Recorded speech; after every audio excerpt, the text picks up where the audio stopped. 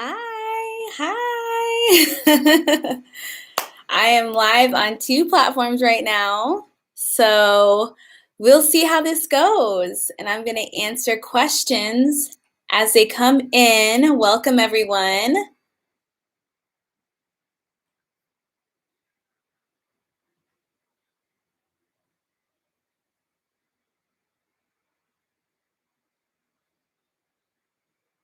Let's see what we get.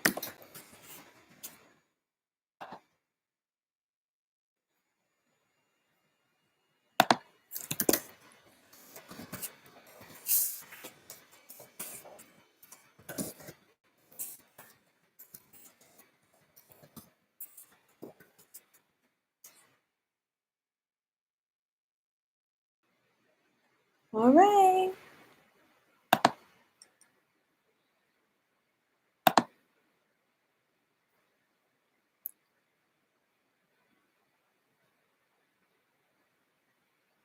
Let's see. Hi, Shannon. Welcome. Thanks for joining. Hi. Thanks for joining. We're just waiting for people to come in. I'm also live on YouTube if you prefer to watch there with the bigger screen, but welcome. We're going to talk about all things Spring Awakening today, so I am so excited to chat just with some last minute tips and tricks because it's here. Tomorrow is going to be the first day of Spring Awakening. It's a 2-day festival this year. So I figured I would just hop on this festival. I've gone to the most out of all festivals that I've ever gone to. I've been to Spring Awakening, I think 3 times in the past. And I consider it my home festival. So I am here to answer any questions anyone has about the festival, what you should do, and how you should prepare for it. So with that being said, I'm going to start with the first set of questions. So let me go to my questions here.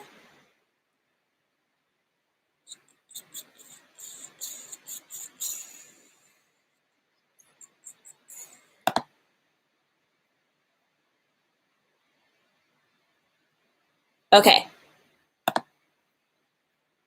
Let's see. So the first question was, what should you wear to Spring Awakening? What are the outfits like? So Spring Awakening, first off, obviously because of COVID, Spring Awakening typically takes place during spring or the beginning of summer. So typically this festival takes place in June. Obviously because of COVID, that couldn't happen. I was actually set to go to Spring Awakening in 2020, and obviously it was postponed, and it was postponed again into autumn. So this year it's actually really exciting because they have a whole autumn equinox theme.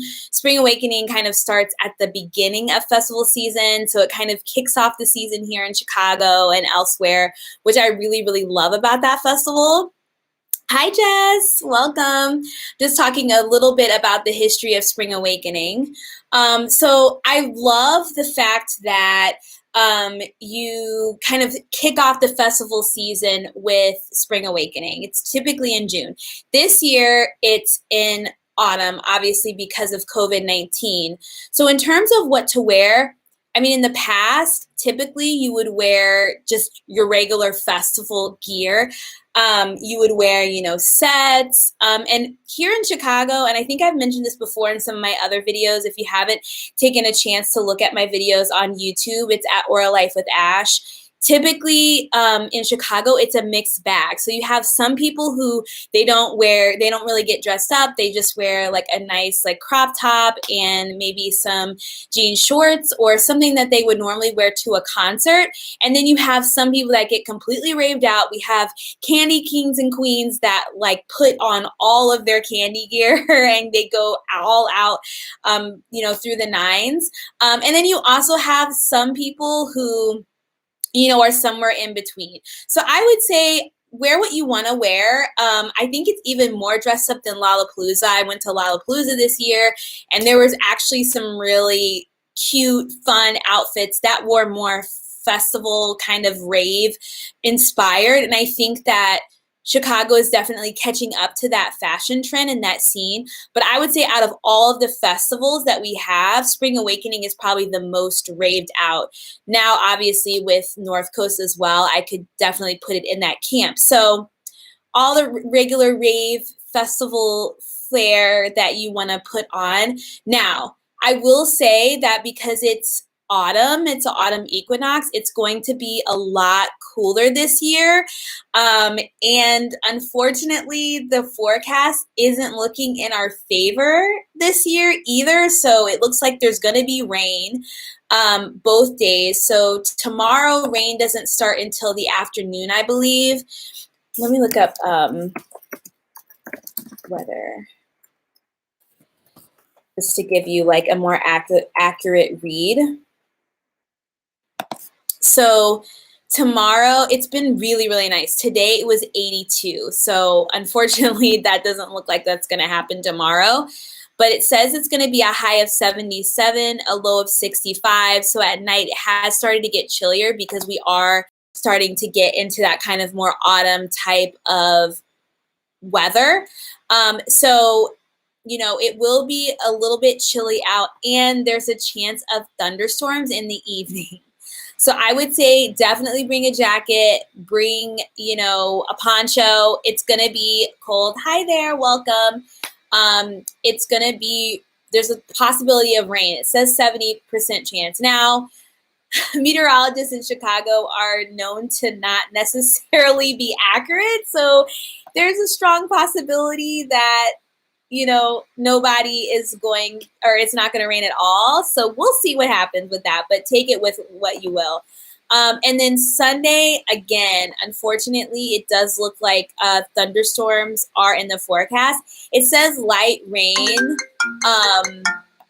It says light rain with thunderstorms developing in the afternoon, high of 72 degrees.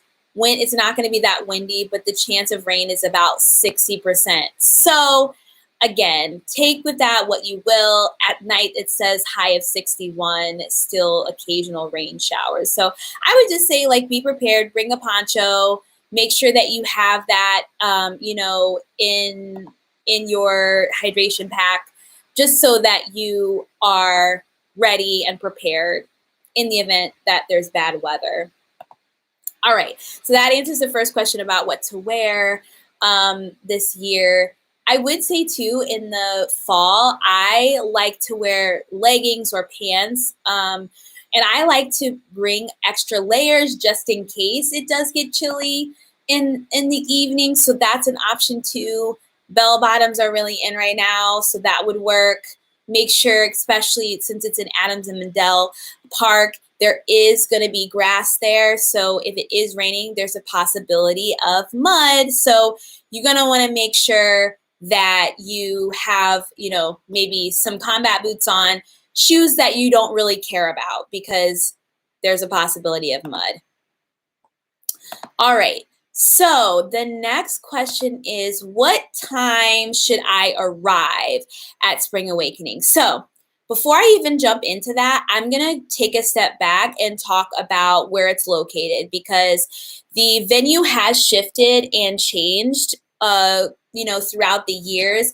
And that does also dictate, I personally believe, where it's located in the city, when you need to leave, and when you should arrive. So in the past, it's been held at many different venues. Some are more beloved than others. The first Spring Awakening that I went to was in Soldier Field. That is probably my favorite venue ever for a festival. It's beautiful. You have the backdrop. And actually, I would say Northerly Island, which is right next to there. I just recently went to an Above and Beyond concert there, and it's very similar. Like, it's just breathtakingly beautiful. You have the water next to you. You have the city skyline in the background. And then you already have the infrastructure of the Soldier Field area to park. There's spot heroes all around. So that gives you kind of, you know, just a framework to work with in terms of when you are going and arriving you have a place to park your car. You have options. You could Uber, you could take a taxi, or you could even walk from the CTA across the way off of Roosevelt. So I loved that location. Then it went to Adam and Mendel Park, which is where it's going to be this year. I think it's a great venue. It's a fairly good sized park. It's located in Pilsen on the south side of Chicago.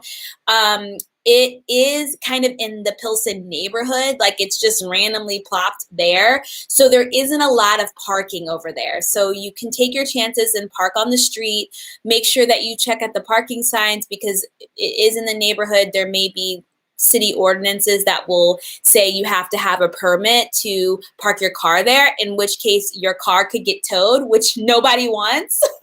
So just be aware that that is a possibility. And you may want to look for Spot Heroes in the area. Spot Hero is an app where you can triangulate and pay for a parking spot by various vendors in the city. That way you know that your car is secure. I think when I went there before, when they had it at Adams and Mendel, I think I just parked at a friend's job because she worked in the area, so I got lucky. The other option is you could Uber over there, park in a safe area somewhere else in the city on the south side, and then Uber your way there. Or you could take the CTA. I think there's the Halstead bus, which I believe is the number 8.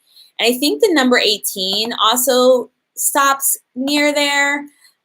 You could take, I think the pink and the green lines also stop over by Pilsen, and then you could walk or you could get an Uber from that point. So there's a lot of different options in the city, but I would say if you're driving, have a plan for parking because it is in the neighborhood. So that's kind of the downside. So FYI YouTube, that's kind of where you're at right there. Hopefully that answers your question. Also in terms of getting there, what time to get there, I think it all depends on like who you want to see and kind of the set times. I will say like Spring Awakening, I've never had an issue getting in. So I wouldn't say that, it's going to take a long time to get through the lines. I've never had issue getting in. It's been very seamless compared to other festivals I've been to. So looking at the times, so if I'm looking at the times, it looks like doors will probably open. The first set is at 2.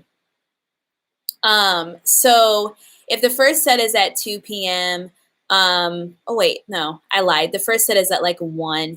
It looks like at pretty much all the stages. So if you want to be there all day, I would say you probably want to get there at, 1 o'clock, 12:30 or whatever, just to get started and stand in line.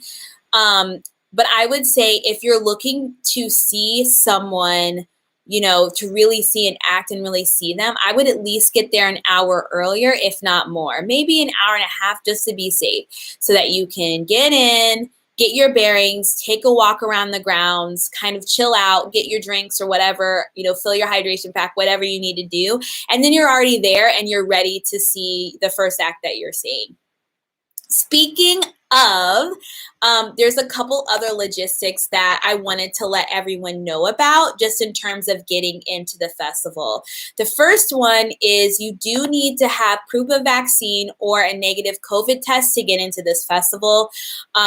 Remember, it's pretty much like all the other Chicago festivals, ARC that we had, Lollapalooza that we had, North Coast that we had, that you need to bring a copy of the proof of vaccine. This is saying that it needs to be a printed copy of your completed vaccine card, vaccine record, or a negative COVID test. In the past, I think festivals have been a little bit more lenient with this, and they've allowed you to just like take a snapshot on your phone and show it that way. Just to be safe, I would always have a Xerox copy just as a backup, especially if you don't feel like bringing the actual copy. I think that's best practice just in case so that you're not scrambling and you're worrying about if you're going to get in or not, or if you get there and you can't get in and then you have to start the whole process over again. So that is just my opinion. Hi, Monica. Welcome. We're just talking about getting into the festival. So the next thing is they do have a clear bag policy, which I've been noticing that a lot lately with the Chicago festivals. So the clear bag policy basically means that if your bag is above a certain amount or a certain size, that it has to be completely clear, like PVC plastic material. This is saying bags must be clear and no larger than 12 by 6 by 12 with a single compartment or small clinch type bag, fanny pack not to exceed 4 by 5 by 6 by 5 inches. For more info, it says go to springawakening.com. I believe in the past that they have permitted hydration packs. I don't think I've personally brought a hydration pack. I usually just bring my fanny pack, to be honest with you. But let's see here. We're going to go to the festival guide and just walk through it together.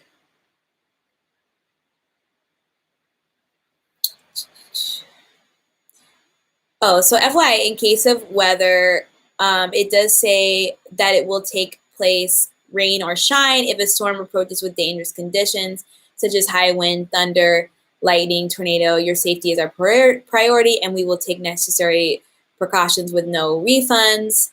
So just know that it might get canceled if there is an event where that could take place. And it looks like there is rain and thunderstorms in the forecast. So I would just, as a word of caution, I would just make sure that you're following their social media platforms just in case, because you just never know what could happen. So with that being said, I'm trying to go down here. So it does say that there are no backpacks permitted, no bags bigger than 12 inches by 12 inches, including purses, no luggage, no Boda bags, so empty hydration packs and camel bags are permitted, must be able to remove water pouch from bag. So it does look like if you do want to bring like a bigger bag, I would say it would be safe to bring a hydration pack. My beloved hydration pack is a lunchbox hydration pack. It's the best. Honestly, it's so insulated. It keeps all of my water warm, and it's anti-theft, which I love about that because, all these festivals we've seen, even at Lost Lands, within like the last weekend, so many people have been having issues with hydration or with their phones getting stolen, and even within their hydration packs. So hold on one second.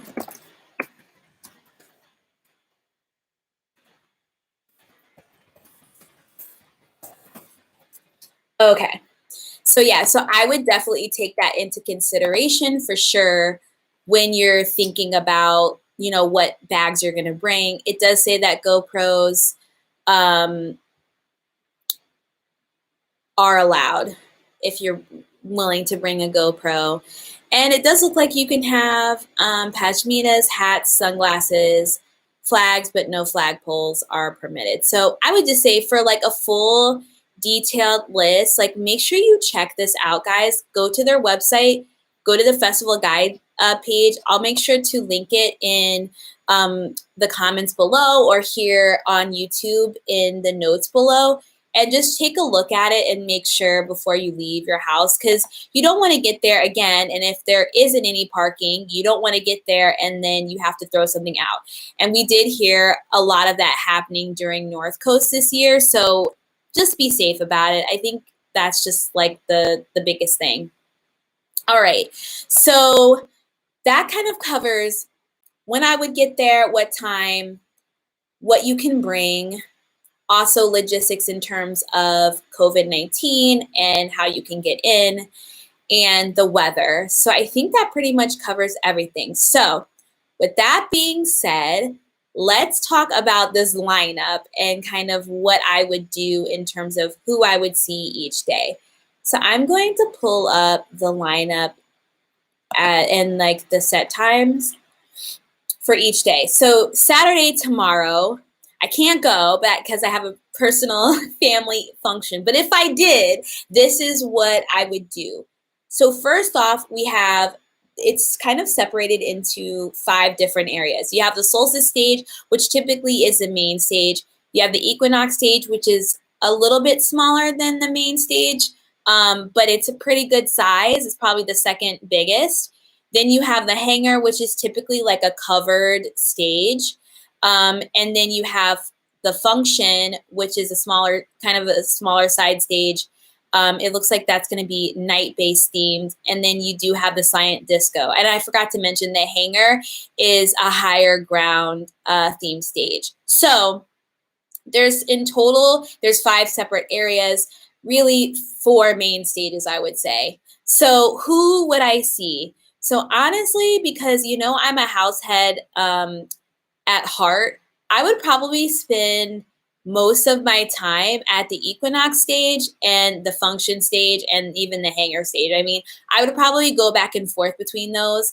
But, I would focus most of my attention on a lot of the house artists. So first off here, I see like we kind of kick off the night. The first that really, stands out to me is Wednesday. I've heard a lot of good things about Wednesday as a house artist, and I definitely would check them out. They would be at the function night-based stage, and they would go on at from 3 to 4. And then from there, I probably would flip back and forth between the hangar and the function night-based. The next one I see would be Sunburn, which I recently started to listen to Sunburn, funny enough, through my Peloton playlists, because they play a lot of Sunburn, and it's just so like upbeat, the sound to me, and just like fun and happy and positive. Is kind of how I would describe this Sunburn music. So I would definitely check out Sunburn. That would be at 6:15 to 7:30. And then I would probably go back over to, I would, kind of hang out at night base. I would go see Chris Lorenzo for sure at 7:30. I would see AC Slater at 8:45. Some other honorable mentions on Saturday, MK, hands down, definitely would see MK. I've been wanting to see MK for a really long time, and so that would be my opportunity. Diplo would be on from 8:45 to 10. Which, I know that he's kind of been a controversial artist as of late, but his new music has been really good. It is interesting about his personal life, but, I'll let you judge that as you may. But there might be a pretty good sizable crowd still to see him at 8:45 to 10. Then there's Marion at the Equinox stage and Galantis. I would probably see Galantis again. I've seen them many times, but it's always a good time. They're one of my favorite artists. I've actually seen them on their tour separate, like just as a one show on their own, and I just enjoy them. I always have a good time. They just bring back all the nostalgia, all the good vibes. So that's what I would do for Saturday. All right. For Sunday. So Sunday seems like it would be definitely a packed house. What I've also noticed is it's very similar to how North Coast did it, which is like Solstice, the main stage. One day it was like all drum and bass. And then the next day it's like all house. So it's interesting to see that the main stage flips on Sunday and it's mostly house artists. So do with that what you will. So you have still the solstice stage, the equinox stage. The hangar turns into the bass kitchen. And then you have the function, which is just the function without night bass takeover. And then you have connection. You still have the silent disco. So what I would do for solstice is, for Sunday is, I would probably start my night at the function. So I would probably go see Weston, LP Giobi. I've been really wanting to see her. Regard, Side Piece, and Shiba-san. Like all of those, I could pretty much spend my whole night there. Great house artists, just great vibes. I've heard so many things about LP. Like I just heard that she's such a good artist overall, and she just brings a sense of musicality to her music. So I would definitely want to check her out just to see kind of what the hype is around her. And then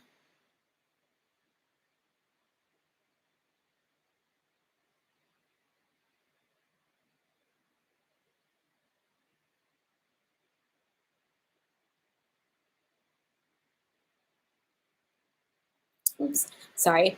It looks like my IG just ended. Okay, so then I would go see, I definitely will go see Side Piece, which is a kind of collab house project.